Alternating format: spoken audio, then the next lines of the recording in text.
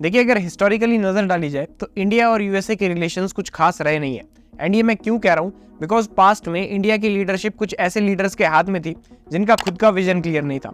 अब इससे पहले आप लोग मुझे अंधभक्त और मोदी का चेला डिक्लेयर कर दें, मेरे पास इसको जस्टिफाई करने के कुछ रीजंस है। जैसे कि यूएनएससी की जो परमानेंट सीट थी वो चाइना को दे दी, कोको आइलैंड्स जो थे उसको मलेशिया को गिफ्ट कर दिया, जब ओमान इंडिया को ग्वादर पोर्ट दे रहा था तब उस पोर्ट को लेने से मना कर देना, और जब अमेरिका इंडिया को न्यूक्लियर टेक्नोलॉजी देने तक राजी हो गया था उसको भी डिक्लाइन कर देना। तो इंडिया की जो फॉरेन पॉलिसी थी पहले काफी ज्यादा कंफ्यूज्ड फॉरेन पॉलिसी थी, and we have to acknowledge that. तो वैसे तो यूएसए पहले चाहता था कि इंडिया और यूएसए की जो टाइज है वो आपस में अच्छी होनी चाहिए थी, बट इन रीजंस की वजह से यूएसए है उसने देख लिया कि इंडिया का कोई स्ट्रॉन्ग एम्बिशन है नहीं ग्लोबल लेवल के ऊपर दूसरी पावर्स के साथ compete करने का, ना ही इकोनॉमिकली और ना ही मिलिटरीली ग्रो करने का।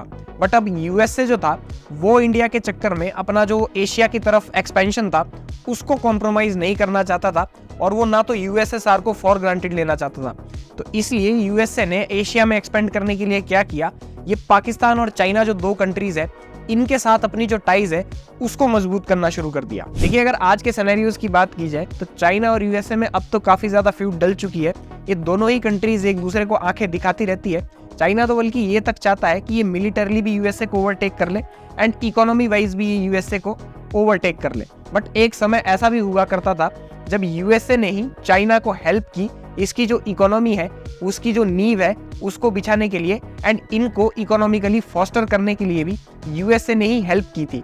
एंड आज जो चाइना रशिया के साथ मिला हुआ है, एक समय पर ऐसा हुआ करता था जब यूएसएसआर चाइना को न्यूक करने वाला था, यानी कि इसके ऊपर न्यूक्लियर अटैक करने वाला था, तब यूएसए ने चाइना को बचाया था यूएसएसआर से। देखिए किस तरह से टेबल्स टर्न हो जाते हैं। एंड पाकिस्तान और यूएसए की भी जो रिलेशंस है वो भी आज की डेट में अच्छे खासे डिटेरियोरेट होते दिख रहे हैं। बट पास्ट में पाकिस्तान और यूएसए के इतने अच्छे रिलेशंस थे कि यूएसए ने पाकिस्तान को अपना F-16 जेट भी दिया था। यूएसए ने पाकिस्तान को न्यूक्लियर टेक्नोलॉजी भी दी थी, हालांकि वो बॉम्ब वाली नहीं थी, वो दूसरी न्यूक्लियर टेक्नोलॉजी थी जिससे आप एनर्जी जो है उसको जनरेट कर सकते हैं। एंड काफ़ी सारे वेपन्स आज भी पाकिस्तानी मिलिट्री में ऐसे हैं, पाकिस्तानी एयरफोर्स में ऐसे हैं जो उन्हें यूएसए से मिले हैं, ब्रिटेन से मिले हैं। एंड एक समय तो ऐसा भी था जब पाकिस्तान के कहने के ऊपर यूएसए ने इंडिया को न्यूक करने का भी प्लान बना लिया था। उस समय यूएसएसआर ने हमें बचा लिया था। तो देखिए, जो यूएसए पाकिस्तान के कहने पर इंडिया को न्यूक तक करने वाला था, जिस यूएसए से जब इंडिया ने F-16 मांगा तो उसने देने से मना कर दिया, आज अचानक से उस यूएसए के तन में इंडिया के लिए इतनी सुइयां क्यों मचल रही है, इस वीडियो में वही एक्सप्लेन करते हैं। तो देखिए, इसका फर्स्ट रीजन तो है चाइना। जिस चाइना को यूएसए ने इतने प्यार से दूध पिलाया वही चाइना इनके लिए सांप बन गया, और आज वही चाइना इन्हें आंख दिखाता है। अच्छा, चाइना ने इनकी हेल्प क्यों की? चाइना ने इनकी हेल्प इसलिए की बिकॉज ये यूएसएसआर के इन्फ्लुएंस को यहाँ बढ़ने से रोकना चाहते थे। बट इवेंचुअली चाइना ने इतनी ज्यादा ग्रोथ कर ली, इतनी ज्यादा अपनी इकोनॉमी ग्रो कर ली, इतनी ज्यादा अपनी मिलिट्री ग्रो कर दी कि इसने आज उल्टा यूएसए को ही आंख दिखानी शुरू कर दी, और ये जो इंडो पैसिफिक रीजन है यहाँ पर अपनी नेवी डिप्लॉय करके अपनी जो डोमिनेंस है उसको दिखाना शुरू कर दिया। एंड रशिया भी हो गया और चाइना भी हो गया, ये तो ठहरे दोनों एक्सपेंशनिस्ट और यूएसए ठहरा डेमोक्रेटिक। तो यहाँ पर ये जो आइडियोलॉजिकल डिफरेंस है इसकी वजह से भी आज की डेट में जो चाइना और यूएसए है एक दूसरे को नापसंद करते हैं। अब देखिए, दूसरा रीजन भी इसका चाइना ही है, बिकॉज यूएसएसआर का डिक्लाइन तो 1991 में पहले ही हो चुका है। बचा रशिया।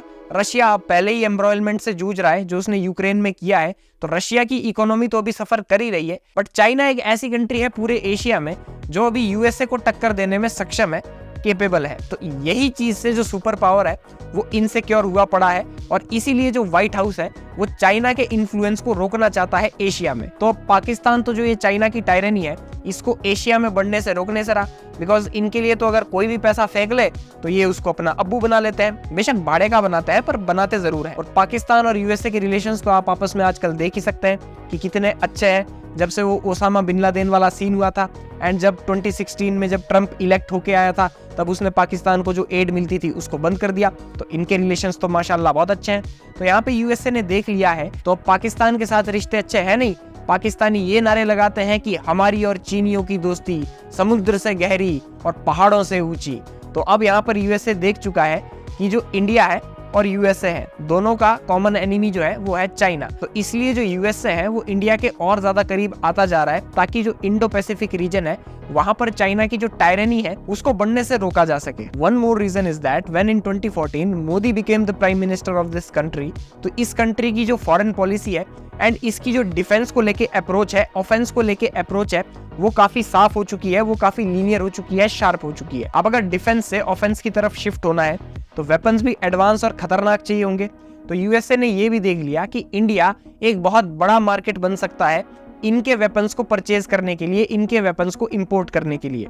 तो यूएसए ने ये भी यहाँ पर चांस देख लिया। अभी तक इंडिया का जो सबसे बड़ा वेपन का सप्लायर था that was Russia, and Russian weapons भी काफी ज्यादा अच्छे होते हैं। बट जब से मिस्टर मोदी प्राइम मिनिस्टर बने हैं तब से लेके जो हमने बहुत सारे अमेरिकन डिफेंस मटेरियल्स है उनको खरीदना शुरू कर दिया है, जैसे कि Chinook helicopter, Apache helicopter, Romeo helicopter और आपके पास ग्लोब मास्टर, ये सारी चीजें मतलब हमने अमेरिका से खरीदी है जब से मिस्टर मोदी प्राइम मिनिस्टर बने हैं। एंड ये जो वेपन्स है ये सच में काफी ज्यादा अच्छे हैं। अब मैं ये नहीं कहता कि जो रशियन वेपन्स है वो अच्छे नहीं है या फिर रशियन वेपन्स अब इंडिया के किसी काम के नहीं है। अभी भी जो इंडिया का डिफेंस है उसमें मैक्सिमम परसेंटेज रशियन वेपन्स की है। तो मैं ये तो बिल्कुल नहीं कहता कि जो रशिया के वेपन्स है वो खराब होता है। रशिया के वेपन्स डिफेंस के लिए ठीक है, रशिया की जो बंदूकें है वो काफी अच्छी है, बट अगर हवा में हमें अपनी डोमिनेंस दिखानी है, एयरफोर्स को अपनी स्ट्रॉन्ग करना है, तो हमें डेफिनेटली जो अमेरिकन वेपन्स है उनको प्रेफर करना होगा over Russian weapons. So that's where I would like to end this video, and if you find this video educational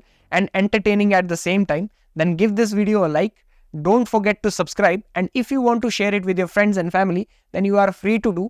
And if you want to follow me on my other social handles like Facebook and Instagram, then check out the links below in the description. And if you like my content there, then do follow me there too. Thank you.